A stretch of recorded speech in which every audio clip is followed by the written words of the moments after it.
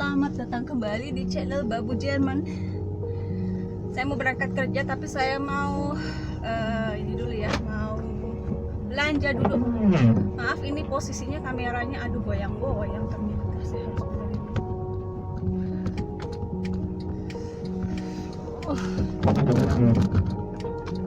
Oke. Lepas dia lepas dari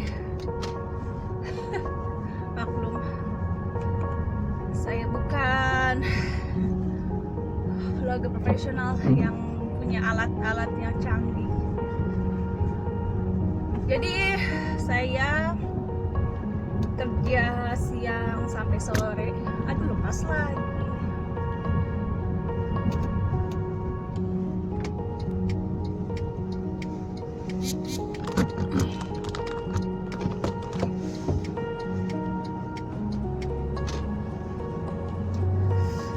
Dan hari ini hari apa ya?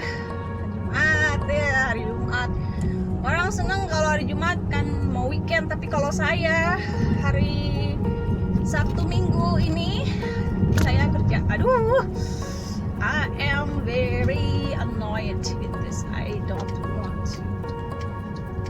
don't want to talk about it anymore.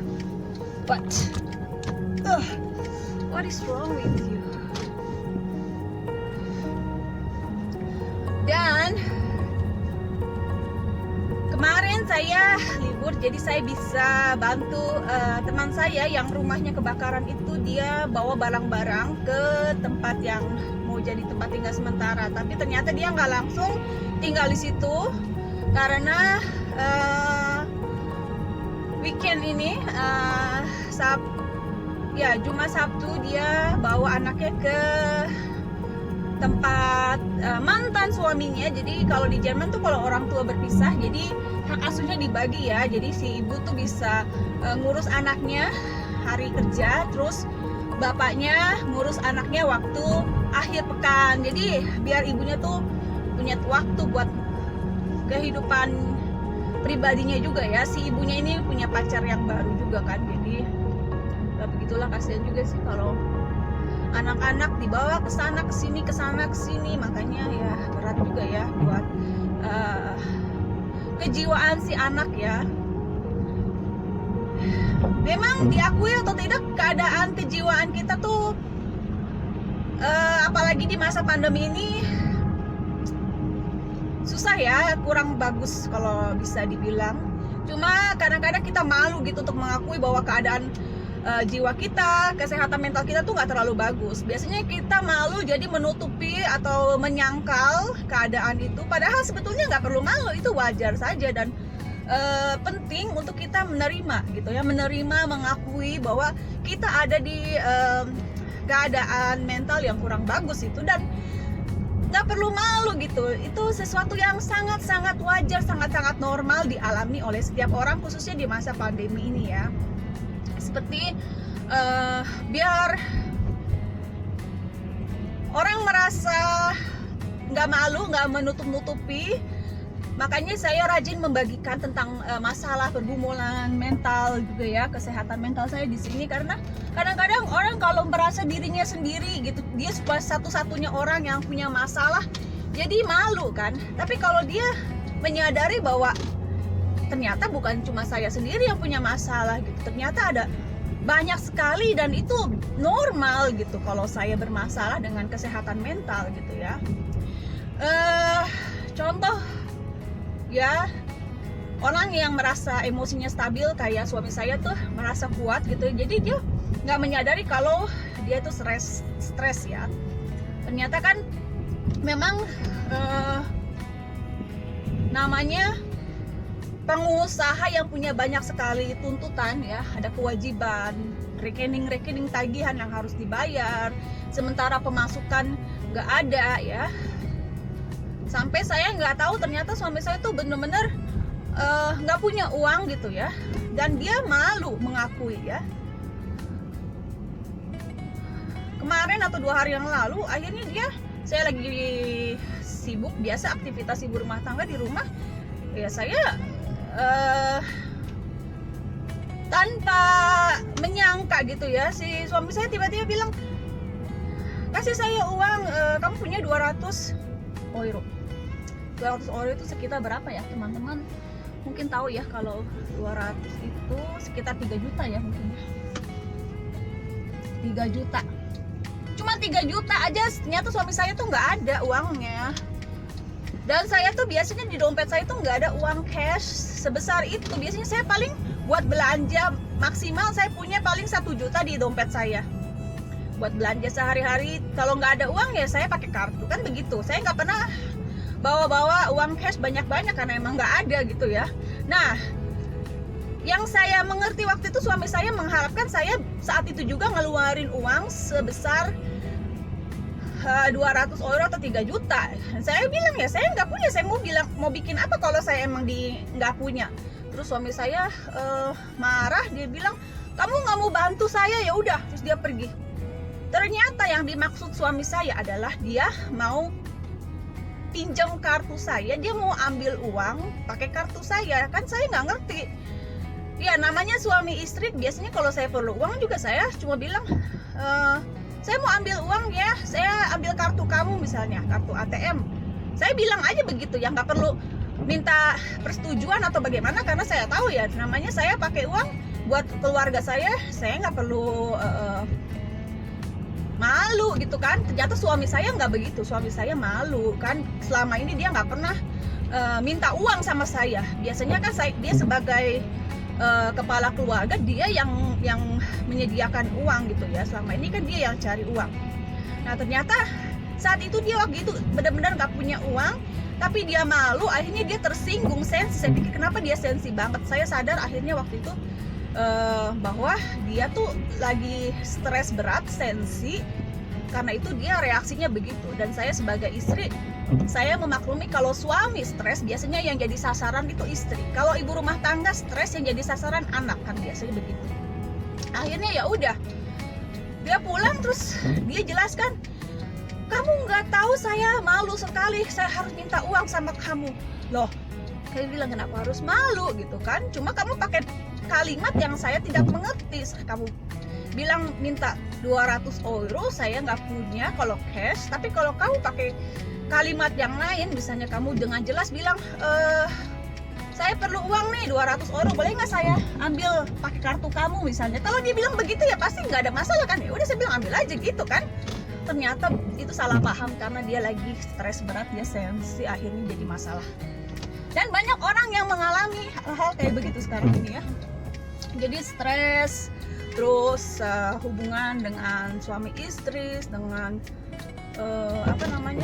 dengan keluarga, anak gitu ya, semua lagi pandemi terus di rumah gitu kan, pastinya banyak sekali ketegangan dan konflik ya. Jadi itu wajar dan dialami hampir semua orang. Jadi tidak perlu merasa malu ya kalau kita ngalamin kayak begitu ya. Jadi saya di sini membagikan pengalaman supaya kita merasa bahwa kita tidak sendirian, bukan satu-satunya orang yang punya masalah, yang bergumul dengan kehidupan sehari-hari yang ya berat ya bisa dikatakan ya. Sekarang ini kan kita lagi di keadaan yang serba susah karena pandemi ya. Oke, sekarang saya sudah sampai di tempat belanja. Nanti saya lanjut ceritanya. Saya mau cerita tentang teman saya itu ya, yang rumahnya kebakaran. Kemarin saya janjian karena dia perlu saya datang jemput dia karena harus bawa barang-barangnya dia ya pakai mobil.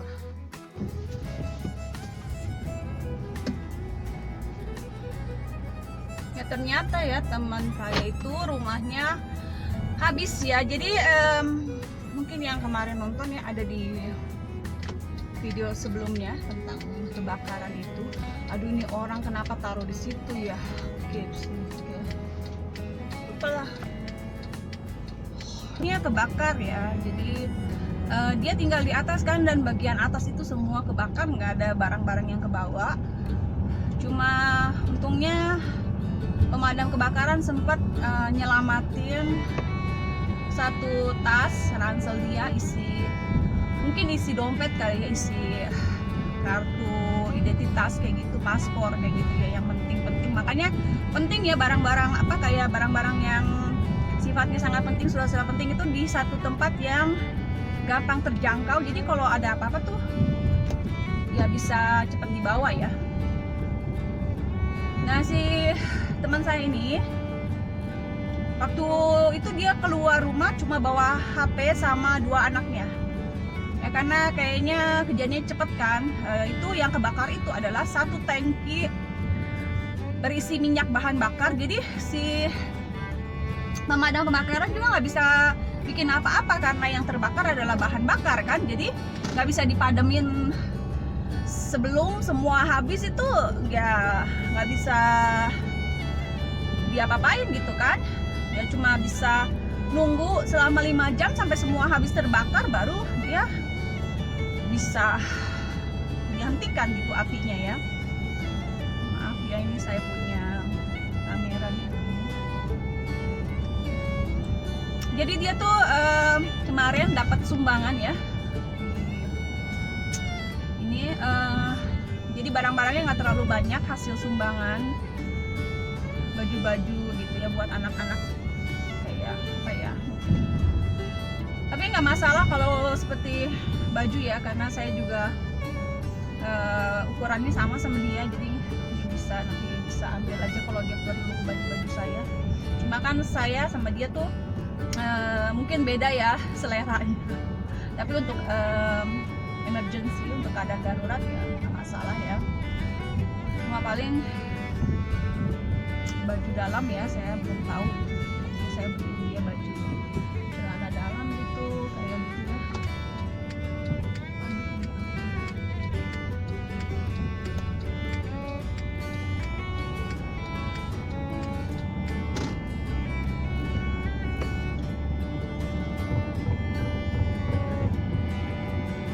Mobil saya kalau belok bunyi terus.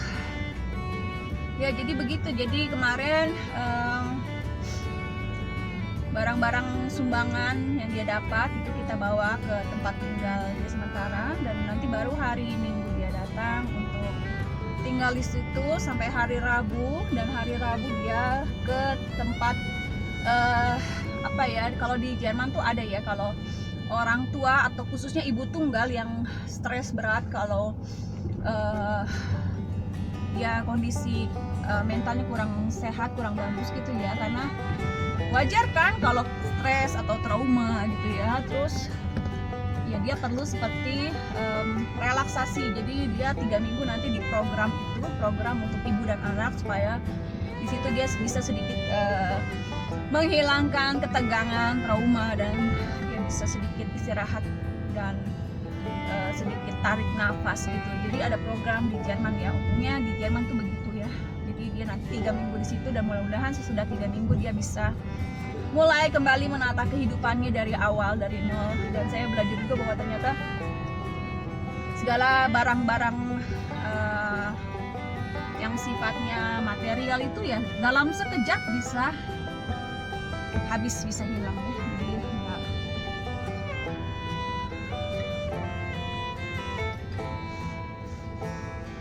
perlu mendewakan gitu ya barang-barang atau apa ya, harta milik duniawi yang sifatnya ya suatu waktu bisa saja lenyap tanpa kita ini sendiri ya, tanpa kita siap gitu, tiba-tiba aja secepat itu bisa hilang.